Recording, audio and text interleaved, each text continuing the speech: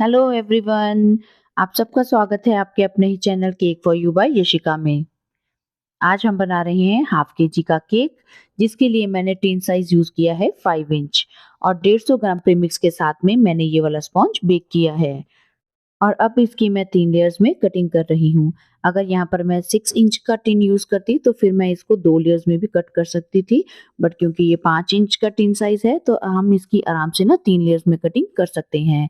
तो अभी ये थोड़ी देर पहले ही मैंने इसको बेक किया है, अभी पूरे तरीके से ठंडा भी नहीं हुआ, शायद आपको इसमें से धुआँ निकलता दिखाई दे। तो बस अब इसको 3 लेयर्स में कट करके फिर हम इसको असेंबल करना स्टार्ट कर लेते हैं। आज का ये जो केक है ना, इसमें आपको टेस्ट की बहुत सारी वैरायटी मिलने वाली है। जो-जो भी माइंड में था ना हम चॉकलेट केक में ऐड कर सकते हैं, वो सब कुछ आज इस केक में ऐड होने वाला है। तो यहाँ पर बोर्ड पर थोड़ी-सी क्रीम लगाकर मैंने एक लेयर रख दी है और अच्छे से प्लेन वाटर के साथ में कर रहे हैं हम सोकिंग। और अब यहाँ पर क्रीम रखने के बाद में मैंने बीच में ऐड कर दिया है 1 स्पून स्ट्रॉबेरी कंपोट का। एक्चुअली मैं इसको बाउल में ही मिक्स कर देना चाहती थी, बट मैं भूल गई, इसलिए जब मैंने यहाँ पर क्रीम रखी तो साथ में ही मैंने थोड़ा-सा स्ट्रॉबेरी कंपोट ऐड कर दिया है। आप चाहें तो क्रश भी ऐड कर सकते हैं या फिर स्किप भी कर सकते हैं। बट क्योंकि मैंने आपको पहले ही बताया कि आज हम इस केक में ढेर सारा टेस्ट भरने वाले हैं, इसीलिए मैंने इसको भी शुरू में ही ऐड कर दिया है। और अब हम यहाँ पर डाल रहे हैं चॉकलेट गनाश और इसको अच्छे से स्प्रेड करने के बाद में साथ में ही मैं ऐड कर रही हूँ यहाँ पर कैरेमल।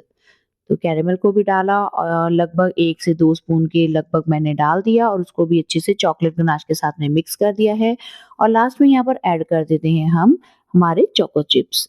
तो इसी तरीके से हम जो अपनी नेक्स्ट लेयर रखेंगे उसको भी असेंबल कर लेंगे। एक्चुअली ये केक ना मेरे घर के लिए ही बन रहा है, इसीलिए ना इस वाले केक में आपको टेस्ट की वैरायटी देखने को मिलेगी, ढेर सारे फ्लेवर्स देखने को मिलेंगे। तो इसलिए हर एक मेंबर की चॉइस के अकॉर्डिंग जो जिसको पसंद था मैंने बीच में ऐड कर दिया है।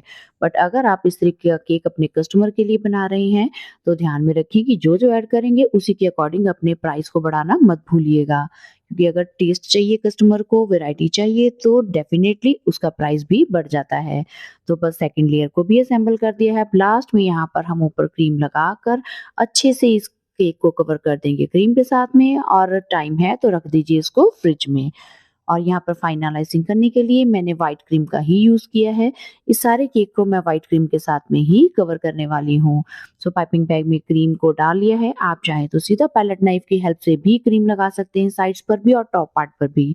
तो अब क्रीम लगाने के बाद में अच्छे से अब इसको हम स्प्रेड कर लेंगे, टॉप पार्ट को भी अच्छे से फिनिशिंग आने तक और साइड्स पर भी स्क्रैपर चलाते हुए अच्छे से फिनिशिंग आने तक ना आप इस पर काम कर लीजिए।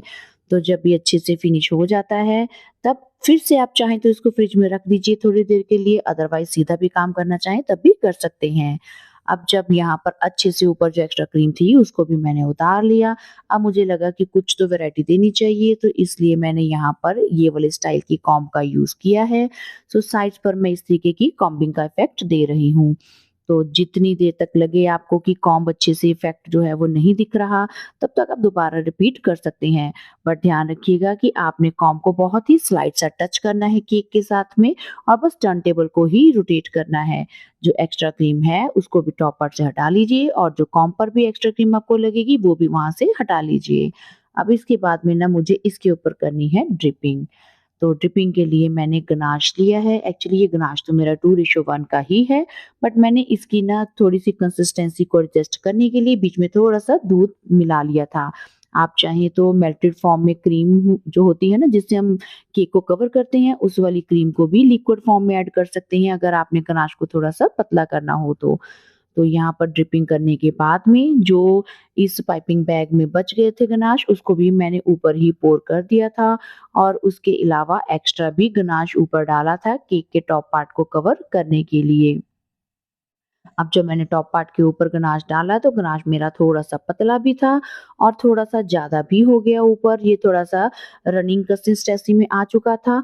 अगर मैं इसको थोड़ा-थोड़ा ऊपर से ना हटाती तो ये मेरी सारी ड्रिपिंग को खराब कर सकता था। इसलिए मैंने थोड़ा-थोड़ा गनाश पैलेट नाइफ के साथ में ही ऊपर से हटा लिया था। और लास्ट में छोटे बट नाइफ के साथ में ऊपर इस तरीके से डिज़ाइन भी बना दिया था। अब जो गनाश बच गया था उसको मैंने क्रीम में मिक्स कर लिया, क्योंकि ये भी हमारा एक फ्लेवर है जिसको हम डच केक के नाम से भी जानते हैं। सो मैंने यहाँ पर चॉकलेट मिक्स करके इस तरीके से क्रीम रेडी कर ली थी।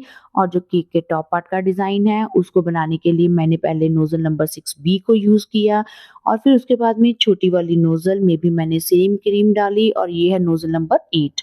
तो मैंने इन दोनों नोज़ल के साथ में ऊपर डिज़ाइन बना दिया और फिर बॉर्डर बनाने के लिए भी मैंने नोज़ल नंबर 8 का ही यूज़ किया, जिसके साथ में मैंने नीचे बॉर्डर भी कवर कर दिया था। बॉर्डर के साथ में ये है ना कि केक एक तो बड़ा भी लगने लग जाता है और अगर आपकी क्रीम ऐसी चॉकलेट वाली है तो ज़्यादा अच्छा रहेगा कि आप उसको और जगह भी यूज़ कर सकते हैं, जैसे मैंने बॉर्डर में कर लिया था। तो अब यहाँ पर ना लास्ट में मैंने हेज़लनट ऐड कर दिए हैं। हेज़लनट को मैं फिलिंग में भी ऐड कर सकती थी, बट क्या है कि कई बार किसी को फिलिंग में खाना अच्छा नहीं लगता, तो इसलिए मैंने टॉप पार्ट पर लगा दिया, क्योंकि जिसको अंदर खाना नहीं अच्छा लगता ना वो ऊपर से तो उतार के इज़िली केक को खा सकता है। तो इस तरीके से कुछ मैंने यहाँ पर हेज़लनट के साथ में डेकोरेशन की केक की और लास्ट में कुछ मैंने चोको चिप्स भी ऐड कर दिए ऊपर वाले डिज़ाइन पर। अब जो चॉकलेट का पार्ट ऊपर आपको साइड पर दिख रहा है ना टॉप पार्ट पर, वहाँ पर पहले मैंने सोचा था कि मैं रोस्टेड आलमंड की स्लाइसेस लगा दूँगी। बट फिर माइंड में आया कि चलो थोड़ा-सा जल्दी ही काम निपटा लेते हैं, तो इसलिए मैंने पहले तो ना यहाँ साइड्स पर लगा दिए थे वेफर्स। वेफर्स की स्टिक को एक स्टिक को मैंने 2 पार्ट में कट किया है, इस तरीके से साइड्स पर लगा दिया। फिर थोड़ी-सी यही मैंने वेफर स्टिक ली और इसको ना जो टॉप पार्ट जहाँ मैं कह रही थी आलमंड रोस्टेड आलमंड डालने के लिए, वहाँ पर भी ना मैंने इसी को क्रश करके ऊपर डाल दिया था। क्योंकि मैं चाहती थी कि जो केक की डेकोरेशन है ना वो पूरी एकदम भरी-भरी सी लगनी चाहिए। बस इस तरीके से ये जो मेरा केक का टॉप पार्ट है, आज मैंने इसकी डेकोरेशन कुछ हटके की है। तो अब आप बताइए कि आज की वीडियो आपको कैसी लगी है, जिसमें कि टेस्ट की भरपूर वैरायटी आपको देखने को मिली। तो अगर वीडियो पसंद आए, केक की डेकोरेशन पसंद आए, तो वीडियो को लाइक ज़रूर कीजिएगा और अगर चैनल पर पहली बार आएँ, तो प्लीज़ इस चैनल को लाइक, सब्सक्राइब एंड शेयर करना मत भूलिएगा और नोटिफ़िकेशन का बेल बटन भी प्रेस ज़रूर कीजिएगा। जल्दी ही मिलूँगी आपसे केक डेकोरेशन की एक और नई वीडियो में। Till then bye bye. Thanks for watching.